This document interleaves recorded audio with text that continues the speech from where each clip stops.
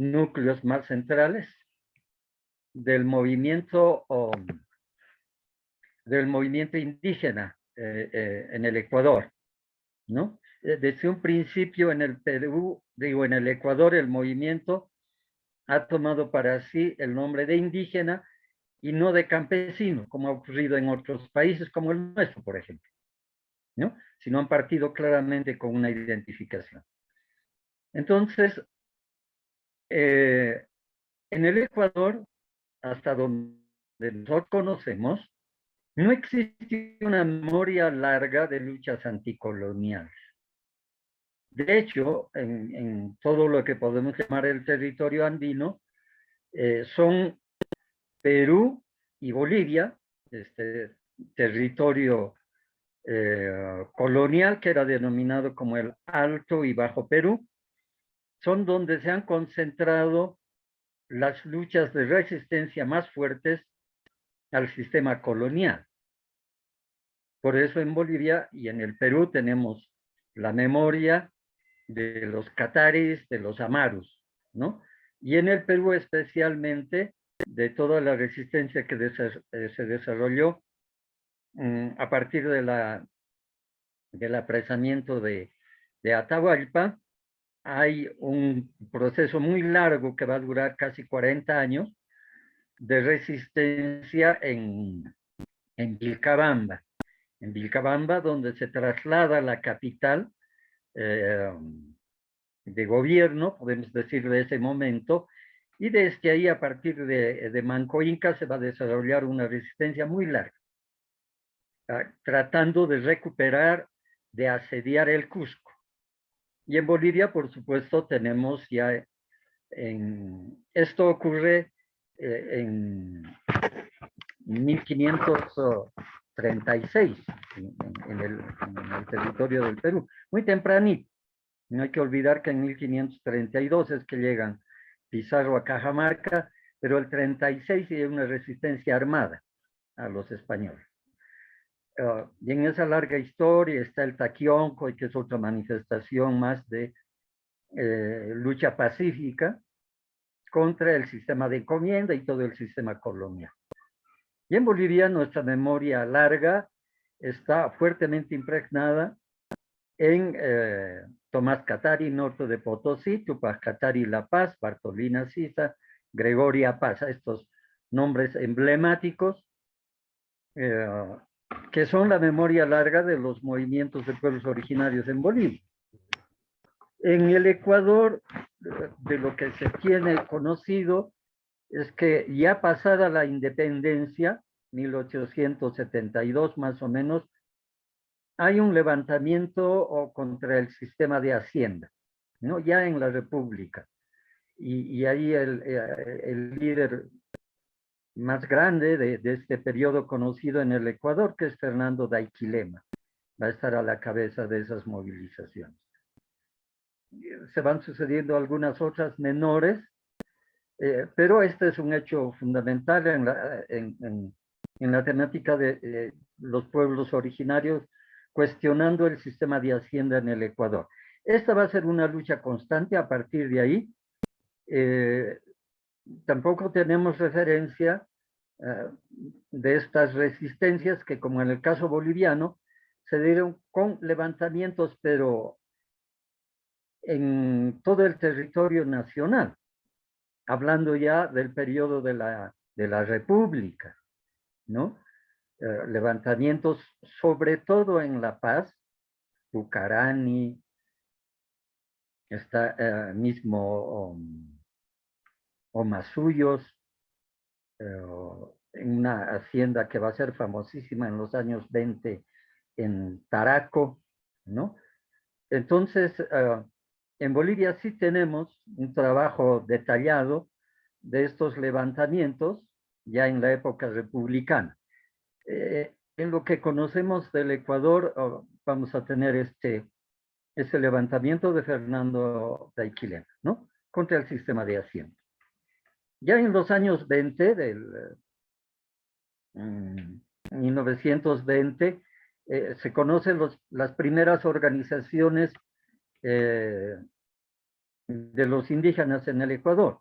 Y va a surgir un nombre famosísimo que se mantiene hasta hoy, Dolores Cacuango, una mujer que se pone a la cabeza organizando a los,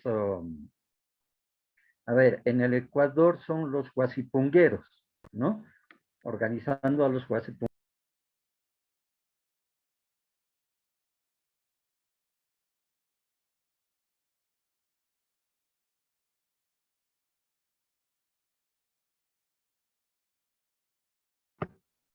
Bien, algo pasó con el internet. Eh, decía lo que en nuestro país es conocido como los pongos, ¿no? En el Ecuador son los huasipungueños. Entonces ahí comienza una larga lucha, que al igual que en Bolivia va a ser una lucha por la tierra, ¿no?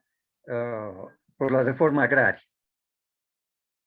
Se tiene registrado que los primeros sindicatos conformados van a partir de 1926, o sea, más tempranito que en Bolivia, justo con 10 años 10 años antes que en Bolivia se organizan los primeros sindicatos en el Ecuador.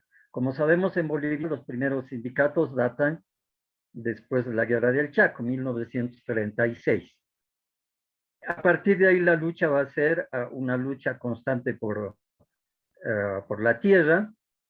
En 1944, el Partido Comunista del Ecuador va a crear una especie de COF, la Confederación de Trabajadores del Ecuador, y en 1968 este mismo partido político va a conformar la Federación Ecuatoriana de Indígenas, afiliada a la CTE, ¿no? A la Confederación de Trabajadores del Ecuador. El objetivo claro de una lucha para la reforma agraria. Por supuesto que se da la reforma agraria en los años 60, 64, parcial, una reforma agraria parcial, más o menos como en Bolivia, porque en Bolivia también hemos tenido una reforma agraria parcial. La reforma agraria ha sido más en el occidente que en el oriente. Conocemos todos que las tierras de Pando, Beni, Santa Cruz, gran parte del Chaco, en Chuquisaca y Tarija, permanecieron con el sistema de hacienda, no llegó la reforma agraria. Una segunda reforma agraria en 1973, ¿no? Un poco más profunda, con presencia más fuerte de organizaciones campesinas. Ahora, en el movimiento indígena en el Ecuador, en su origen ha tenido como tres corrientes que se mantienen hasta ahora. Una corriente que está ligada a la mirada más clasista, digamos. No hay que olvidar que es el Partido Comunista que está impulsando estas primeras organizaciones también. Pero luego todas esas tendencias, más la colaboración de la Iglesia Católica, van a lograr una unificación en la Federación Ecuatoriana de Naciones originarias, la FENOP, ¿no?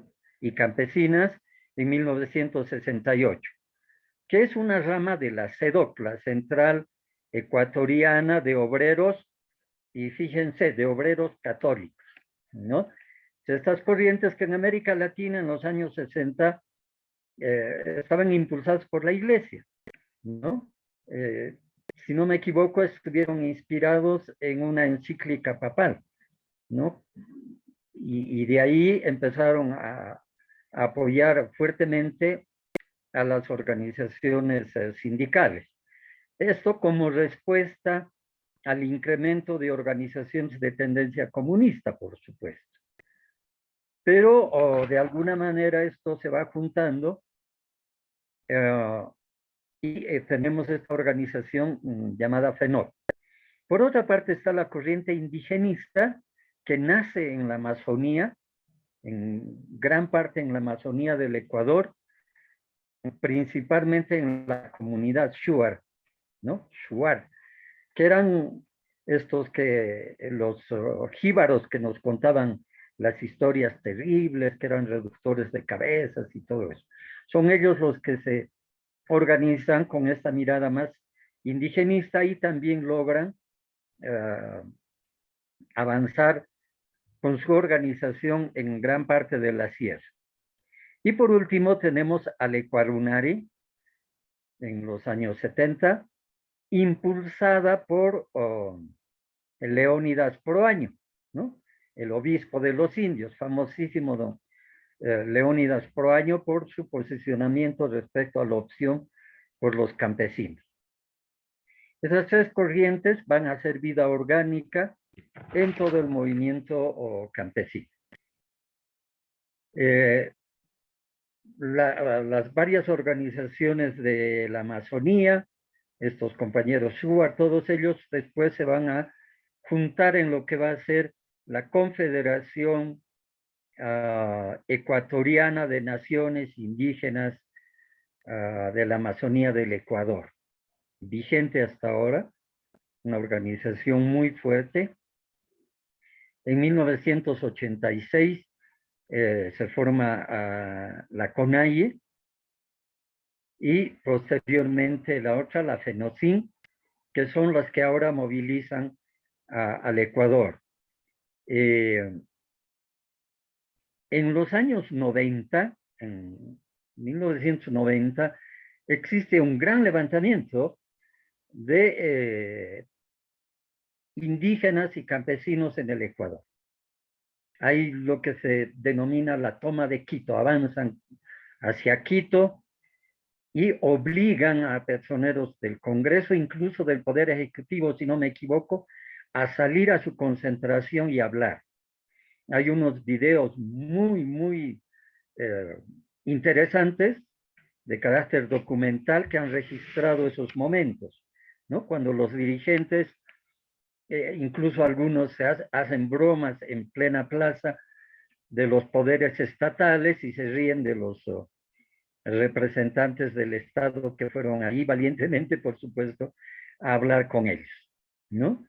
En estos levantamientos ya hay nombres muy conocidos en el movimiento indígena ecuatoriano, como Luis Macas, que estuvo a la cabeza de eso, y ya en ese tiempo, el que hoy condujo estas movilizaciones, Leónidas Issa, seguramente muy jovencito, estuvo también presente en esas movilizaciones de 9 días, ¿no? Ya no se pedía reforma agraria. ¿Qué pedían estas movilizaciones? La ley de nacionalidades en el Ecuador. Por supuesto van a conseguir y luego van a ir avanzando hacia la Asamblea Constituyente. Pero producto de estas concentraciones, de este avance en el campo político de los pueblos originarios, se va a fundar el partido político Pachacuti, ¿no? Sobre la base de la CONAIE y la FENOCIN. Son estas dos organizaciones que dan a luz a esta organización política Pachacuti, que podemos decir es el instrumento político con menos fuerza, con menos características que en Bolivia, por supuesto, ¿no? Con la propuesta de un Estado plurinacional, ¿no?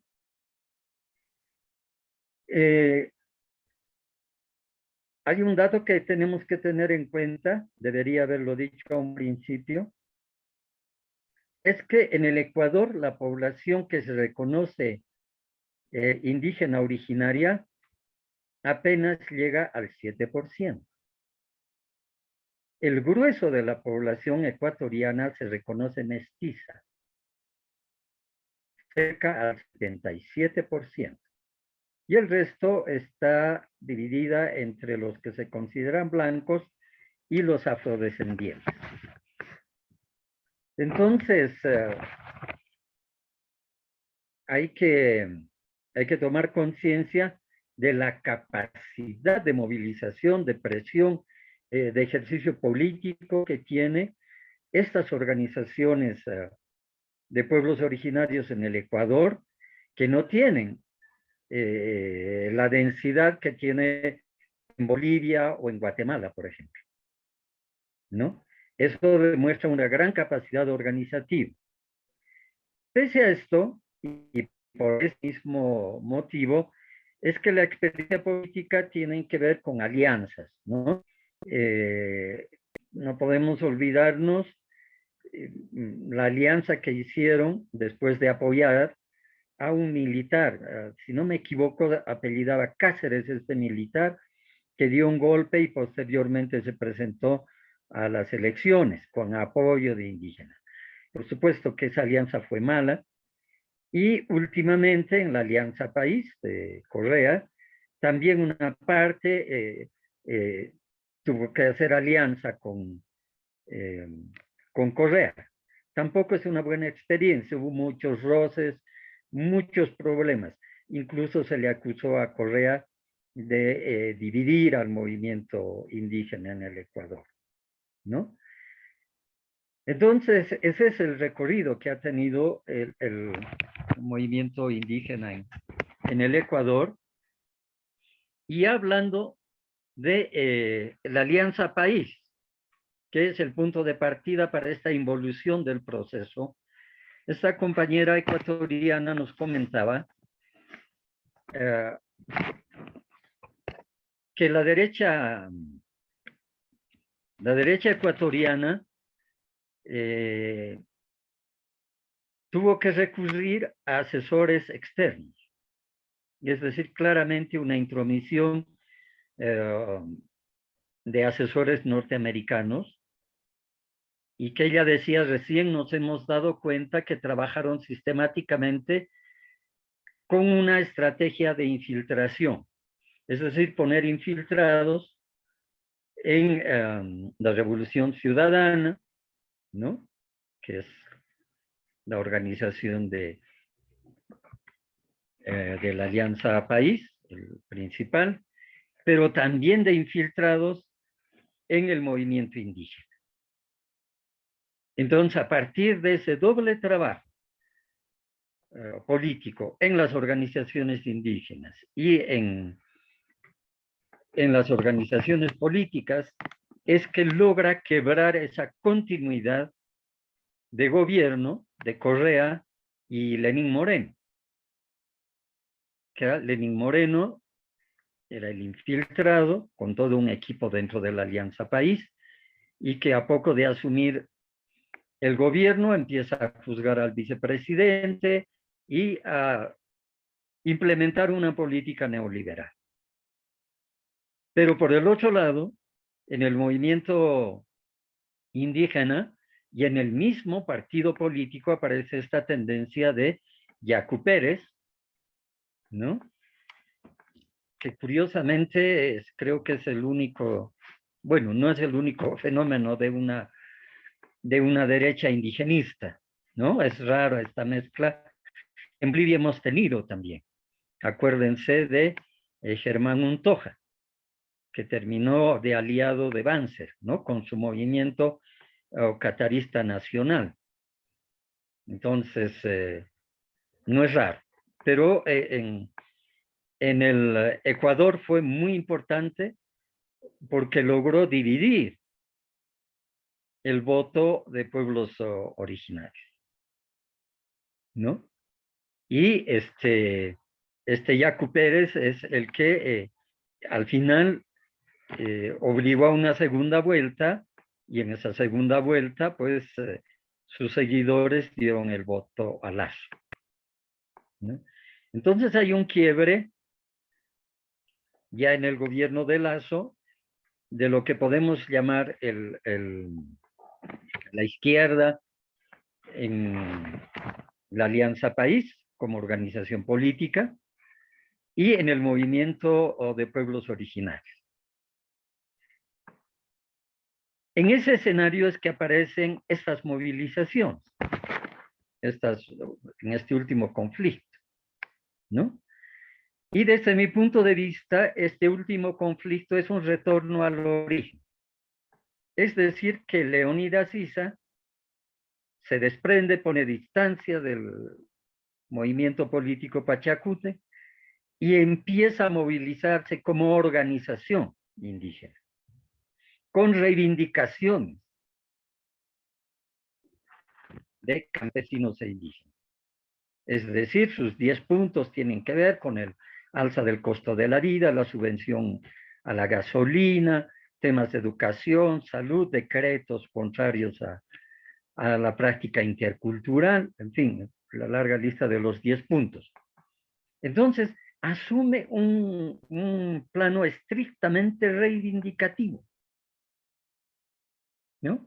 En el balance final del resultado, muchos analistas en, en el Ecuador, tanto de la derecha como de la izquierda, decían que había una sensación a poco, ¿no? De todo este proceso. Pero en este diálogo que tuvimos con esta compañera del Ecuador coincidimos en que indudablemente hubo un triunfo de carácter político y de acumulación de fuerza popular. El movimiento indígena logró nuclear a varios sectores de la sociedad ecuatoriana, especialmente ya en la capital, en Quito. Estudiantes, obreros, transportistas, sectores de clase media, ¿no? Entonces, realmente ese es un triunfo político. Eso se traducirá en una revisión de lo que ha significado el avance del Pachacuti como partido político, todavía no sabemos. Pero sí el fortalecimiento del brazo estrictamente reivindicativo de la CONAIE y de las otras organizaciones regionales que apoyaron esta movilización, ¿no? El resultado, más allá de los compromisos del gobierno de Lazo, que dudamos mucho que los vaya a cumplir, hay ya un acumulado político en un tejido de indígenas y fuerzas populares para un nuevo escenario electoral, por ejemplo. Muy sólido. Para nosotros ese es el resultado de estas movilizaciones, ¿no? Este triunfo político y un triunfo personal, además de posicionamiento del liderazgo de Leónidas Issa, el dirigente de CONAI, ¿no? Porque se le trató de debilitar bastante. Durante el periodo electoral se le acusó, le dijo, tú le has dado alas a Yacu Pérez, nos están conduciendo mal, salió maltrecho de ese proceso electoral Leónidas Issa. Pero ahora ha recuperado fuerza, ha recuperado liderazgo y es una persona con un liderazgo indiscutible, no solamente dentro del movimiento indígena, sino también en este tejido que ya les digo, una alianza con sectores populares, ¿no? Lo último que sabemos, el día de ayer, entre ayer y hoy, es que se ha activado un juicio a Leónidas Issa. No hay que olvidar que Leónidas Issa fue detenido, la gente acusó de secuestro al gobierno porque no se sabía dónde estaba, pero sirvió esa detención para poner los antecedentes y ahora están activando un juicio seguramente no solamente por las movilizaciones, sino por los posibles perjuicios que haya podido ocasionar estas movilizaciones. Ese es el estado de situación y decíamos que es una nueva coyuntura porque rompe esta permanencia de un gobierno neoliberal que estaba yendo como locomotora y fue frenada. Fue frenada por esta movilización, cuestionada, resistida, y a partir de ahí inicia un nuevo ciclo de luchas populares con miras al nuevo escenario electoral, porque tanto en Bolivia, en Colombia, en Chile, en el Perú, la opción decidida que han tomado los pueblos originarios es una lucha en el marco democrático, con sus limitaciones que todos conocemos, pero es en este marco que se están moviendo estas resistencias al neoliberalismo.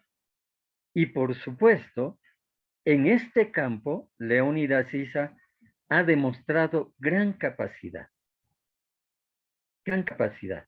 porque no ha sido el todo o nada, como exigían muchos, ¿no? Muchas corrientes de izquierda extrema que conocemos existen en todos los países, decían hay que ir hasta el final, hay que ir con todo.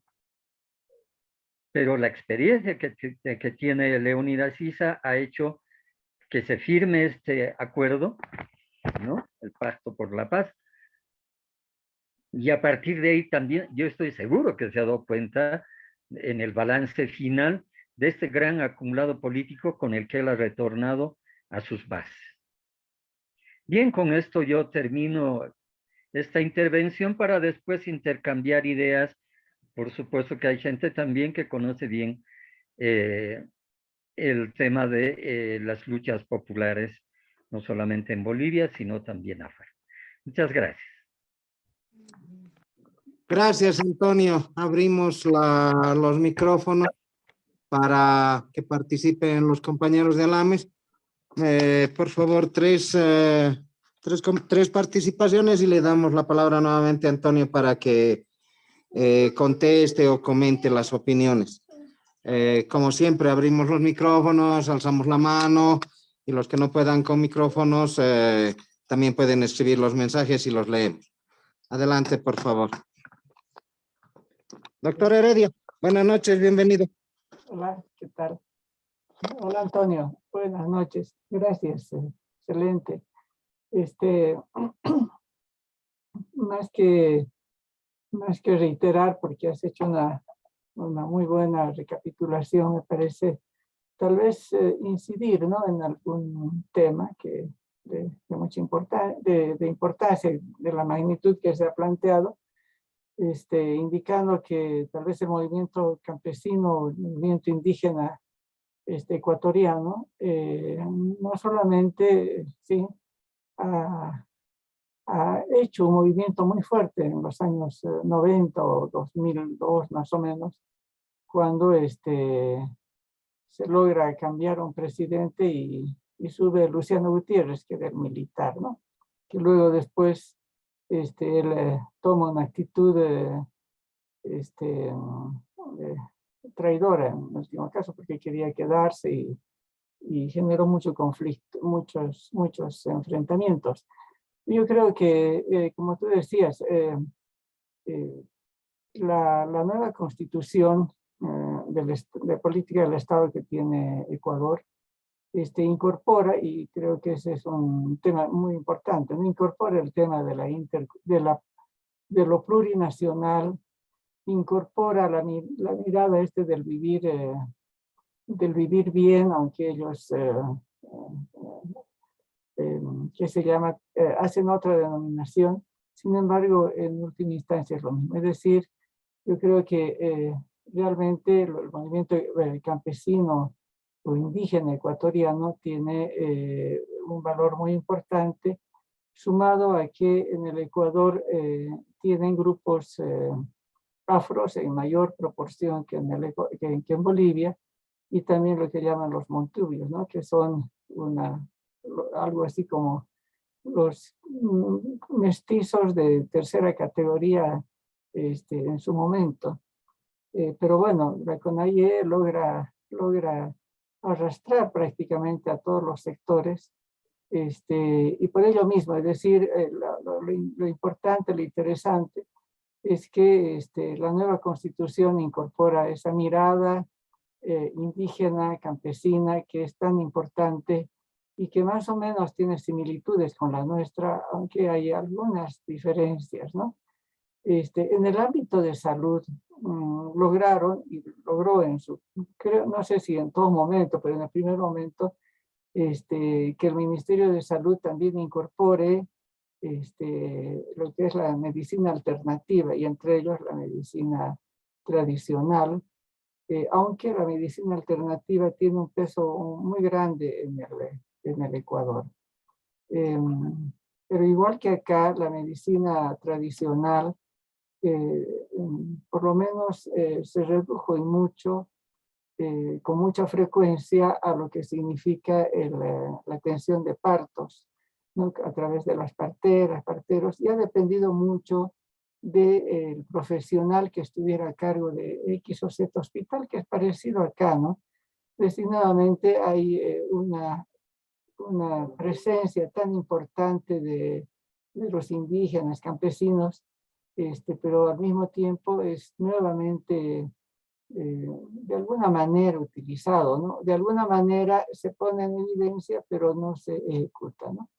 Entonces, creo que este momento, esta movilización es tan grande y mucho mayor, pareciera que a las demás, porque el año 19, en octubre o noviembre del 19, una movilización enorme, muy importante con Moreno, y logran generar un momento de un acuerdo que Moreno no ha cumplido.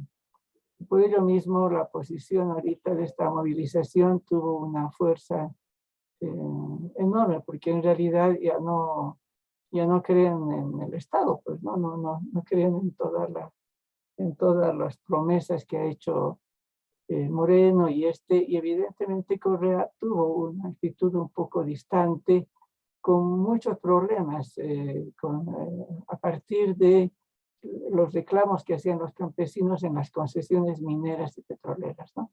Que ahora nuevamente aparece. No solamente esto, ¿no? Es decir, recalcar el valor del movimiento indígena ecuatoriano, que tiene bastante parecido en su fuerza, en su fortaleza al boliviano, con diferencias, pero sí creo esto, ¿no? Quería recalcar eso, ¿no? Sobre todo en su presencia y en la construcción de la nueva constitución. Gracias, Antonio. Gracias por tu presentación. Estoy acá. Gracias, doctor. ¿Algún otro comentario, por favor?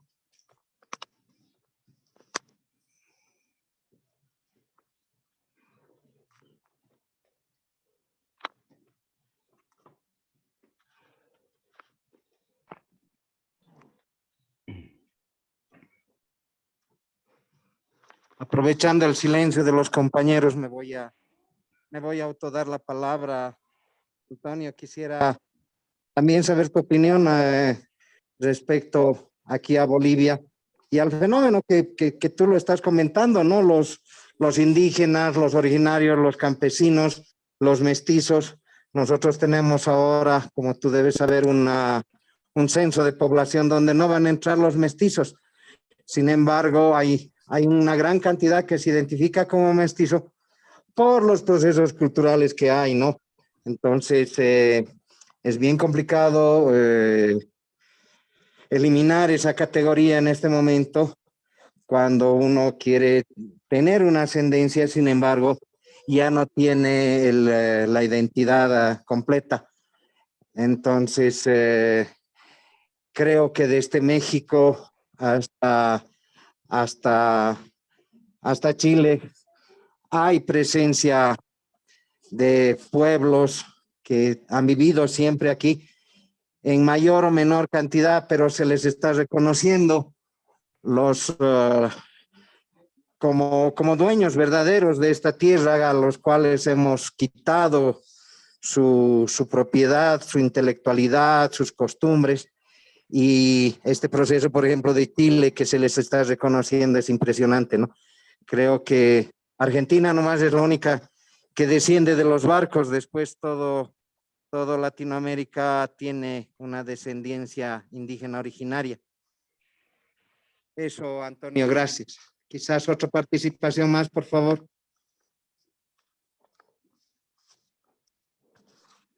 Hola. Doctor Gemio. Yo quería preguntar a Antonio si es que tiene alguna referencia con respecto a su congreso. Creo que trataron la destitución, algo del presidente, cómo era esa situación de la correlación de fuerzas finalmente que no prosperó. Gracias. Perfecto. Serían las 3 participaciones. Adelante, Antonio. Bien, un saludo cordial a Nila. Es verdad, tenemos un parecido entre las constituciones.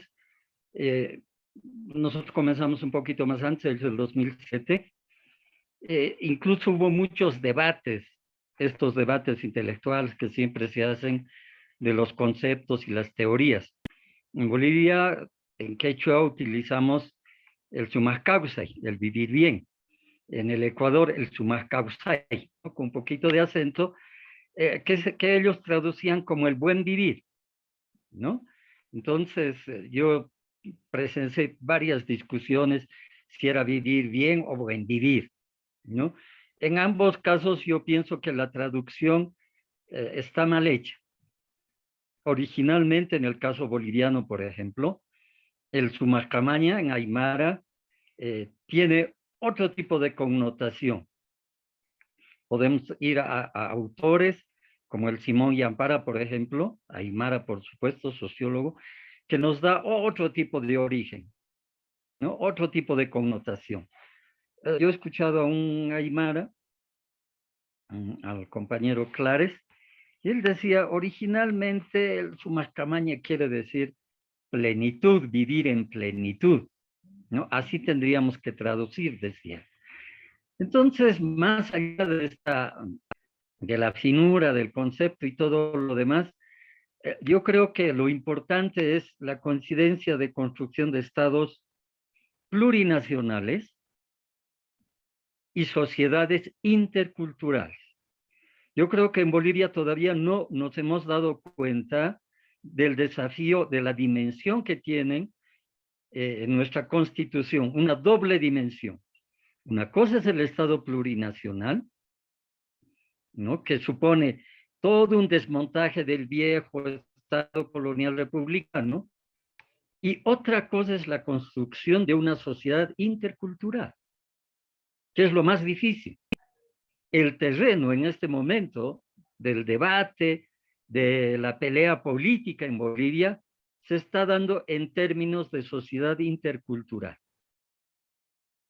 El modelo cruceño versus todo Occidente, que es una bolsa con, ¿no? Una bolsa donde desde Oriente se dice locoya, ¿no? Nosotros hacemos lo mismo con locamba, digamos, ¿no?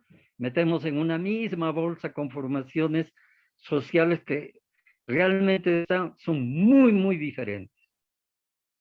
Pero eso hace que haya una confrontación respecto no a la sociedad intercultural, sino un cuestionamiento al Estado plurinacional. Y un elemento central que da vida al Estado plurinacional, como todos sabemos, fue el censo, que dio estas cifras técnicas categóricas de un 60% de población indígena frente a un 40% urbano. Pero eso también, este análisis cuantitativo, no refleja realmente la dinámica compleja que tiene una sociedad como la boliviana. Porque seguimos manejándonos en términos de urbano y rural. Cuando sucede que hay aymaras que viven en las ciudades, no solamente en La Paz, viven en Cobija, en Guayaramerí, en Santa Cruz, en Tarija, en centros urbanos,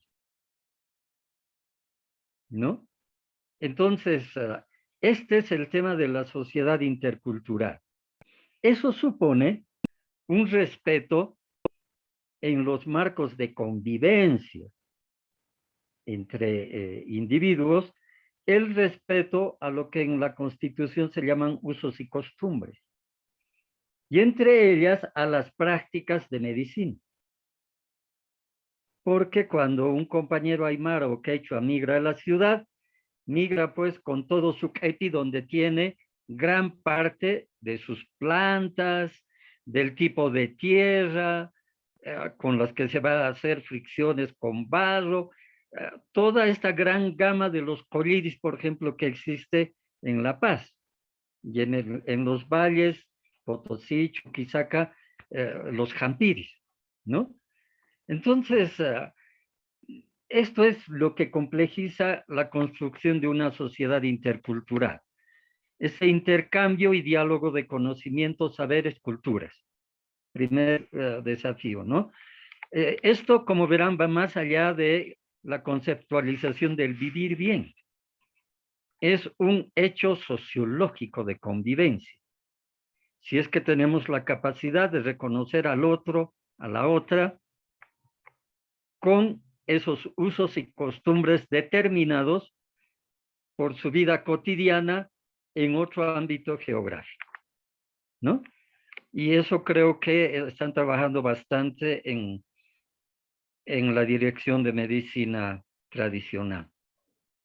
Otra cosa que no hay que olvidar en la experiencia del Ecuador, y gracias por corregirme, porque si este militar era Gutiérrez, que recibió gran apoyo de los campesinos y después efectivamente se quiso quedar y a la vieja costumbre de los militares imponerse, ¿no? Decía que no hay que olvidar que en el Ecuador hay una gran experiencia acumulada de manejo de municipios en manos de indígenas. Mucho de lo que se ha conocido como los presupuestos participativos, la mirada de municipios, de ecomunicipios, se han dado en el Ecuador. Han habido encuentros en varios lugares en América Latina, han venido a Bolivia, han venido alcaldes de varios municipios rurales del Ecuador a contar estas experiencias del manejo presupuestario, por ejemplo, ¿no? Y de cómo también han ido implementando políticas públicas respecto al medio ambiente. Y lo que apuntaba Nila respecto a este posicionamiento, a la gran minería, las empresas petroleras, tiene que ver con este tipo de políticas desarrolladas en los municipios. Esta confrontación con estos grandes transnacionales, ¿no? Entonces, eso es bueno tomar en cuenta, esta capacidad de gestión que han tenido. Ahora en el Ecuador también los indígenas tienen una población altamente capacitada. Una mayoría de estos que han sido y son alcaldes actualmente son abogados, ingenieros, han pasado por la universidad y tienen una gran capacidad de inserción en el mercado externo. No hay que olvidar que esta migración temprana del Ecuador hacia Europa ha creado unos bolsones importantes, ¿no? De conexión con la economía, en este caso capitalista, desarrollada en el Perú, no solamente en los mercados solidarios que existen en Europa, sino con corrientes directamente de importación y exportación. Eso en beneficio de la fuerza que han ido adquiriendo sectores de pueblos indígenas. Ahora, el tema es bien peliagudo, el tema de lo indígena y la autocalificación. Ciertamente yo ahí opinaría que independientemente del hecho técnico del censo, el Ecuador nos está demostrando que no es determinante el número para cambiar las condiciones respecto a una sociedad y avanzar en sociedades interculturales. Por lo tanto, el temor que existe en varias gente de pueblos originarios en Bolivia y en algunos sectores de la izquierda es que se quiere hacer un manejo político al introducir la palabra mestizo en el censo. Yo he escuchado la argumentación que el resultado de este censo, si ponemos mestizo, sería que cerca del 70% en Bolivia se declararía mestizo. Por lo tanto, siendo una mayoría mestiza, se cuestionaría el Estado plurinacional. No, yo creo mucho en ese argumento, no tiene solidez el argumento. No es por ahí por donde se puede debilitar la propuesta de un Estado plurinacional. Sabemos que ese es un hecho técnico, aunque como cualquier instrumento de gestión pública también tiene una mirada política el censo. Pero habría que analizar mejor esto, ¿no? No habría que tenerle miedo a poner la categoría de autocalificación de mestizo, porque incluso desde el análisis político eso nos daría, en el análisis ya georreferenciado del censo, dónde es ubicada estas personas que se autodefinen como mestizos. Sería muy interesante para un análisis sociológico del resultado del censo, ¿no? Se pueden poner franjas de transición en tema de acceso por ejemplo, a cambio económico en la familia. Se pueden hacer trayectorias muy interesantes de ese tipo de reconocimiento como mestizo, por ejemplo. Sería muy interesante. El grado de incidencia que puede tener en la economía, en fin, se pueden sacar varias cosas de ese análisis. Por lo tanto, yo no le vería como, digamos, negativo que se ponga el tema de mestizo, ¿no? ¿Qué pasó en el Congreso? En el Congreso, Correa, la representación de Correa fue la que impulsó esta muerte cruzada que se llama en el Ecuador, ¿no? Porque si lograban juntar la cantidad de votos necesarios para declarar que Lazo ya no podía gobernar, automáticamente también se disolvía el Congreso. Por eso es esta muerte cruzada, ¿no? Pero no dieron los números. Era muy pequeña la representación de Correa y que no, en el poco tiempo no pudieron seguramente hacer los contactos necesarios, pero no hay que olvidar también que hay representantes de Pachacútec que están enfilados hacia Lazo, porque hicieron declaraciones en medio ya los últimos días del paro nacional. La directiva de este partido, donde no apareció Yacu Pérez, hicieron una declaración, los de Pachacuti, y dijeron, nosotros apoyamos el paro nacional siempre y cuando se enmarque en los principios de la democracia, una posición, por supuesto, tibia, amarilla, y que desnudaba la debilidad ya que estaba presentando como opción política este grupo de Yacu Pérez. Pero en el Parlamento jugaron el rol que tenían que jugar y no dieron el voto para que haya mayoría y pueda existir esta muerte cruzada que se llama para sacar del gobierno a Lazo. Esos son los datos que quería completar sobre la base de las respuestas. O preguntas. Gracias, Antonio. Una rondita más, por favor, de preguntas. Ramiro, adelante.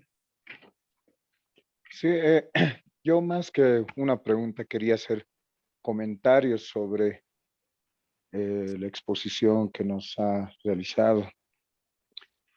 Bueno, sin el ánimo de comparar, ¿no? Porque en realidad las realidades son, si bien es cierto, tenemos ciertas similitudes, pero también somos sociedades diferentes, ¿no?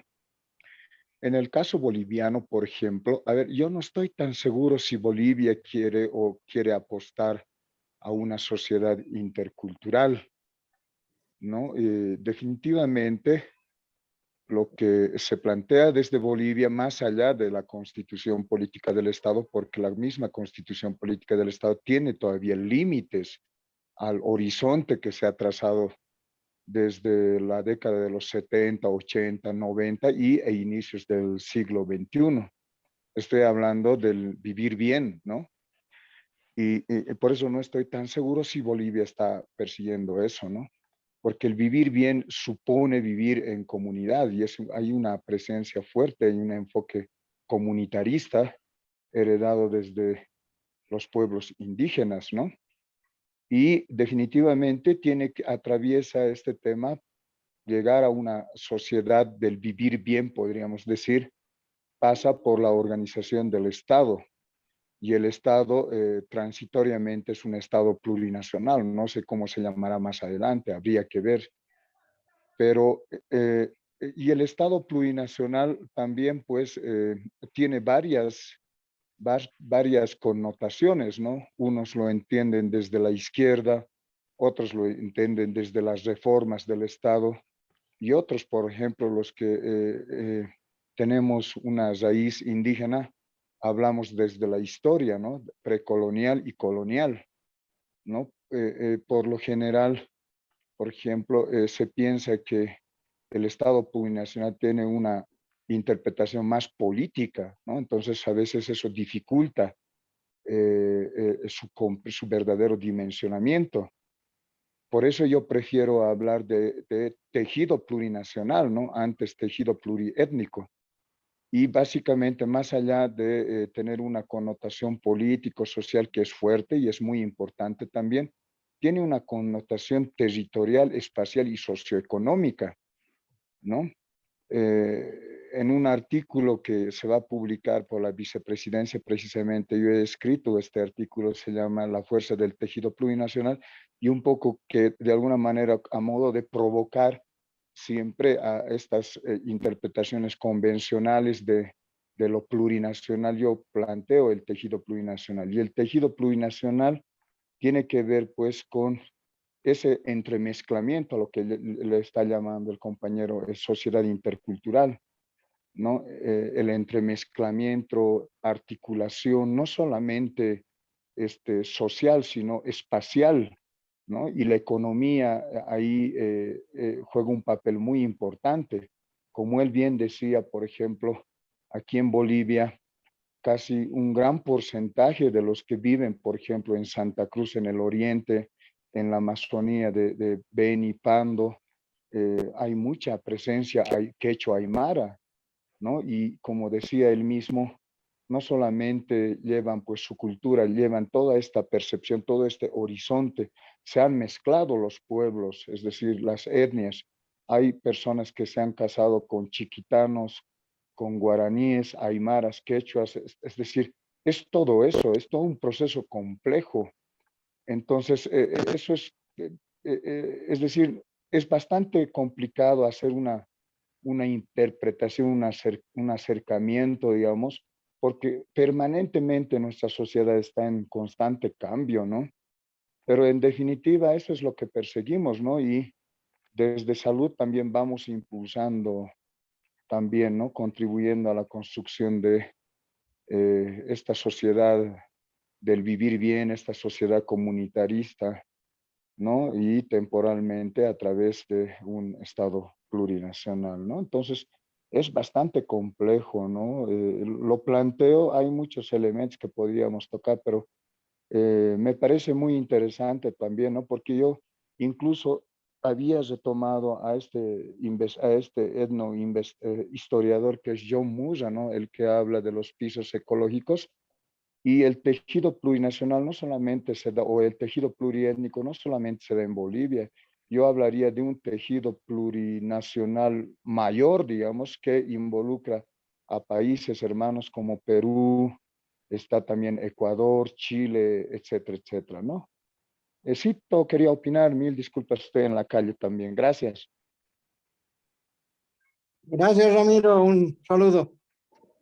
Doctor Nogales, buenas noches. Saludos. Buenas noches, buenas noches. Quiero saludar de la organización del evento. Muy didáctico la exposición del compañero, el camarada de Antonio Aval. Así que un saludo desde acá, desde la Amazonía, del Oriente. Sí, yo quería hacerle una consulta en realidad. En su conclusión nos muestra que evidentemente hay una nueva coyuntura, hay una nueva situación en el Ecuador, fruto de esta gran movilización indígena, originaria, popular, que ganó las calles y que naturalmente sacó un resultado. Y este resultado, como muy bien lo aclara, ¿no es cierto?, es un resultado fundamentalmente político de consolidación del liderazgo de ISA. Mi consulta es, o va dirigido, que también hace las consideraciones del interculturalismo y del plurinacional. En Bolivia está ocurriendo un fenómeno que evidentemente, que en vez de aclarar, genera a veces confusiones en la medida que no quede claro la discusión, naturalmente. Este Estado plurinacional a partir del 2009 y este proceso de transformación y cambio en Bolivia a partir del 2006 ha generado una situación de desarrollo en este proceso de transformación y cambio que se expresa naturalmente en un crecimiento significativo del sector medio. El sector medio, hablando desde el punto de vista económico, fundamentalmente. Y este sector medio, evidentemente, ha quedado, en mi opinión, muy susceptible de poder discutir estas propuestas de manera muy clara, ¿no es cierto?, en la perspectiva histórica de lo que es construir un Estado plurinacional e intercultural. Entonces, por eso que aparecen algunos aspectos que parecerían muy inocentes, pero que en el fondo naturalmente están muy bien asesorados, están muy bien estudiados. Uno, para mostrar que lo plurinacional y lo intercultural, por lo menos así se ve, que no está aceptado, así estuviera constitucionalizado, no está aceptado socialmente. Y esta aceptación va con una contradicción, en mi opinión, que las condiciones económicas por las que evidentemente sectores importantes han accedido al sector medio, a la clase media, estos son los elementos que creo que están generando contradicciones dentro del proceso, porque no va acompañado con una discusión política, ideológica y social desde el punto de vista de la construcción del vivir bien. Entonces, esto que ha tocado Antonio, ¿cómo lo recibe el sector medio, el sector acomodado, en esta discusión que aparece el movimiento campesino indígena, ¿no es cierto?, con un liderazgo nato, con un liderazgo evidente, y que naturalmente me estoy imaginando que va a traer inclusive contradicciones con el correísmo, porque es muy evidente, porque va a ser, ¿no es cierto?, en una perspectiva de una propuesta, quién sabe, a corto plazo, que va a tener que ser necesariamente unificador y una propuesta única. Y ahí no sé cómo están las condiciones internas del correísmo, que evidentemente no tiene, por lo menos en el antecedente inmediato, a través de Correa, una muy buena relación con el movimiento campesino indígena. ¿Cuál sería el proceso inmediato desde el punto de vista de la construcción de un instrumento para una salida, digamos, ¿no es cierto?, de corto y mediano plazo? Esa es mi consulta. Gracias. Gracias, doctor Nogales. ¿Alguien más para participar, por favor?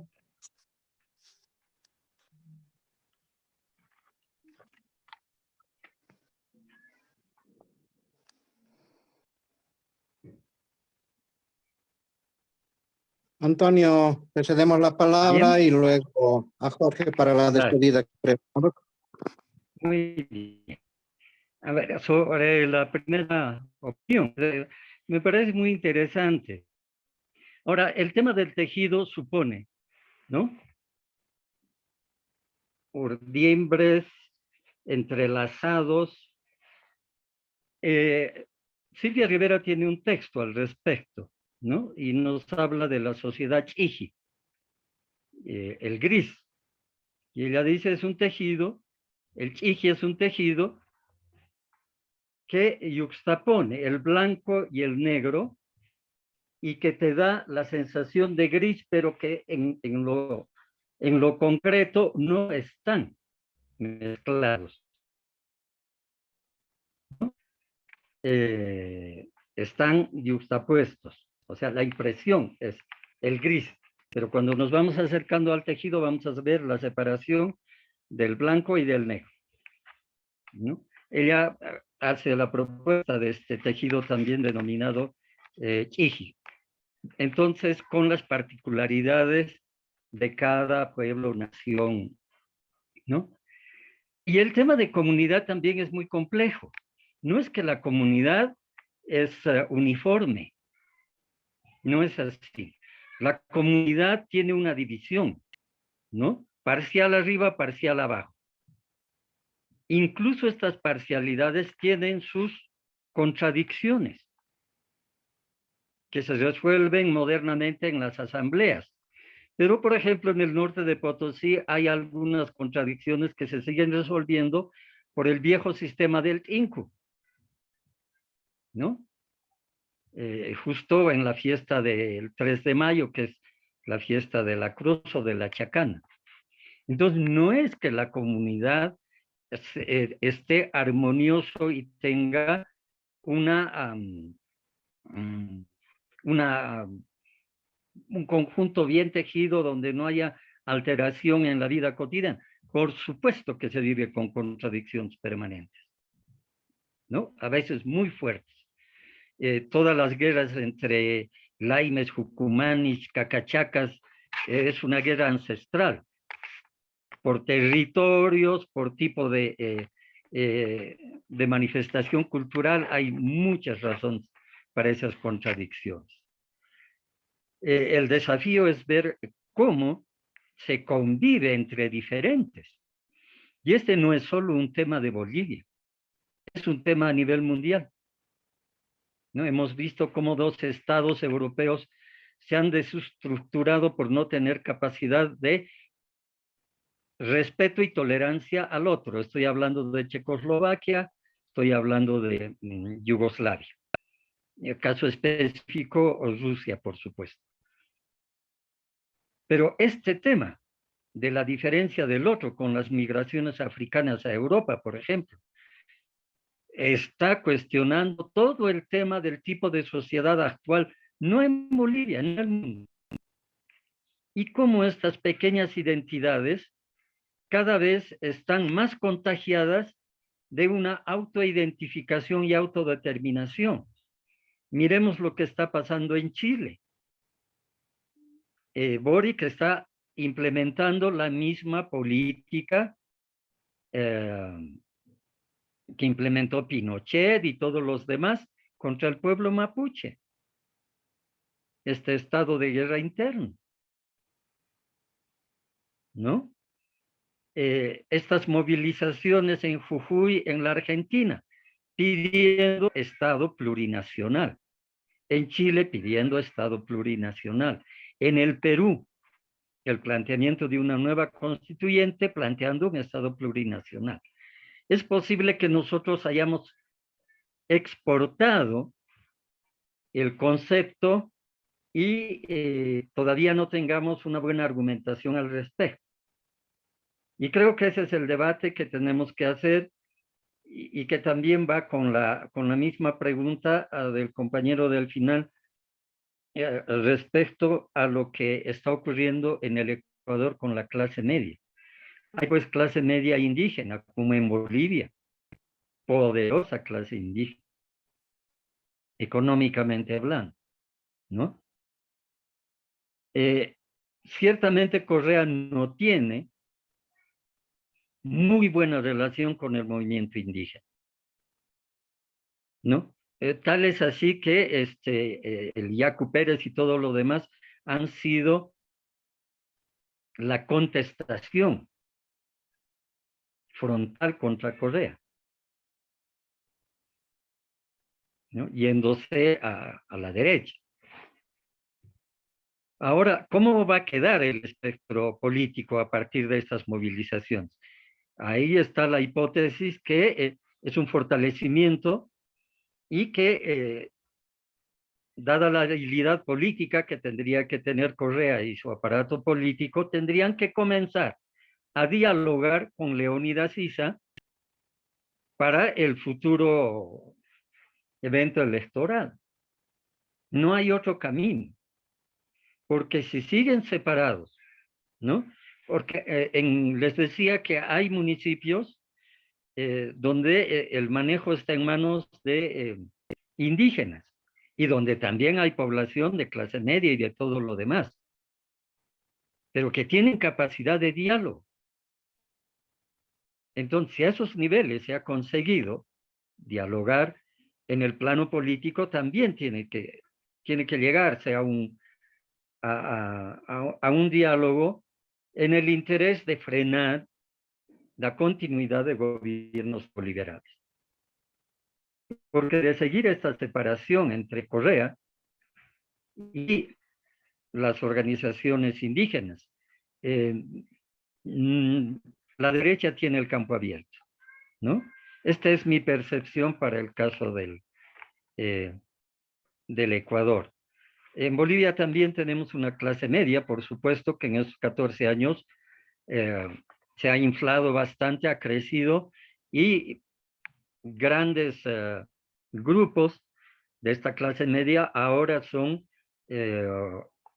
indígenas, aymaras, quechuas, que han sabido moverse en estas claves del mercado internacional, por ejemplo, con el mercado chino, ¿no?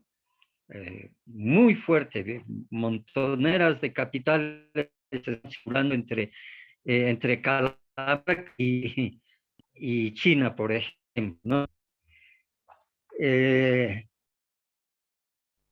Respecto al Ecuador y la presencia de los pueblos indígenas en América Latina, me parece que han habido intentos durante los años 60, 70, 80 de generar organizaciones a nivel continental de pueblos originarios. Creo que la última es el COINCA, algo de eso. Pero todos estos intentos han fracasado. Había el CISA, por ejemplo, en los años 70, entre Perú, Bolivia y el Ecuador, parte de Colombia y la Argentina, coordinadoras de pueblos indígenas, pero que eran entes burocráticos con financiamiento del exterior y que no dio resultado. Al contenido ideológico del vivir bien le falta, no debería faltarle, lo que en la izquierda conocemos como internacionalismo proletario.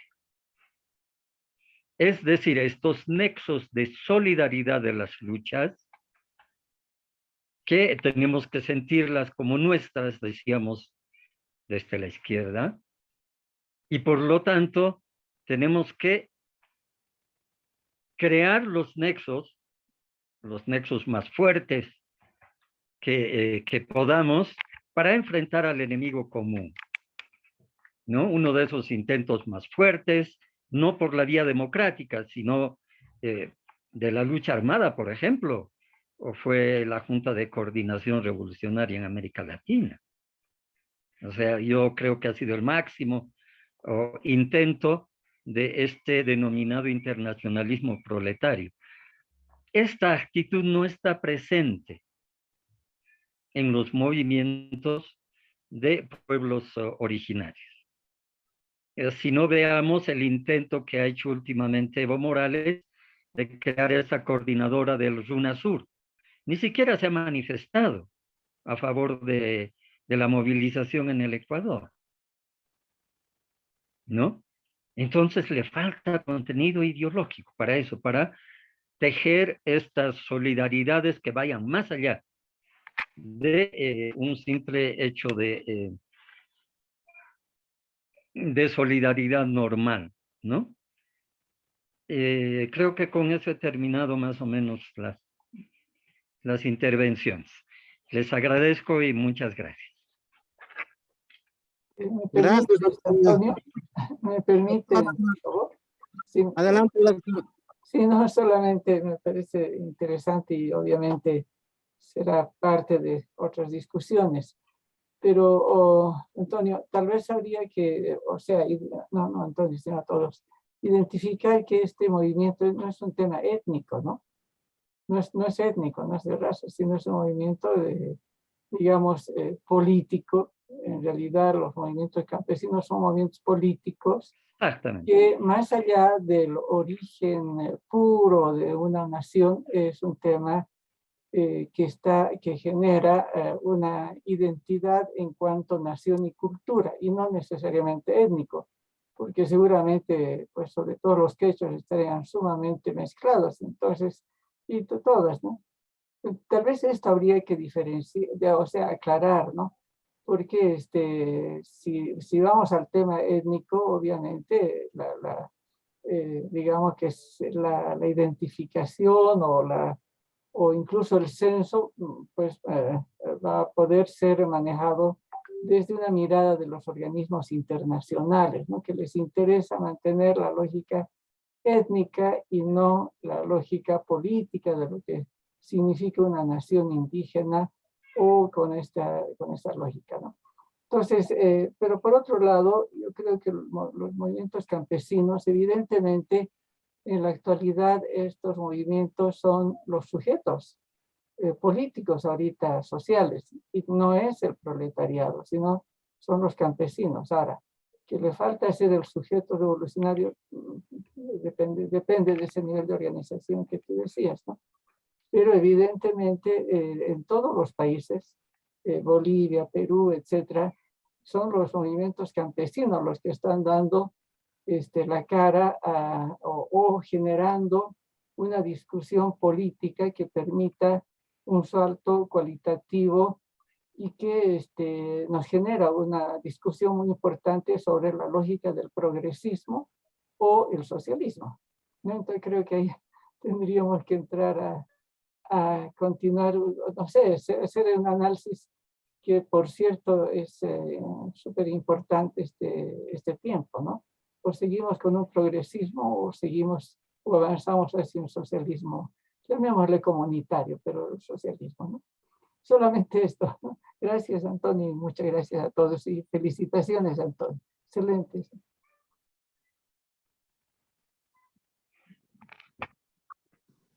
Muchas gracias. Y yo concuerdo 100%. No son movimientos étnicos, sino es la política de la identidad, ¿no? Y esto va más allá del solo hecho de asociación de culturas. Se está disputando el poder. En el fondo es el tema. Y concuerdo completamente. Es un debate, yo diría, muy joven en América Latina y que ahora se va a confrontar justamente con estas tendencias denominadas progresistas, ¿no?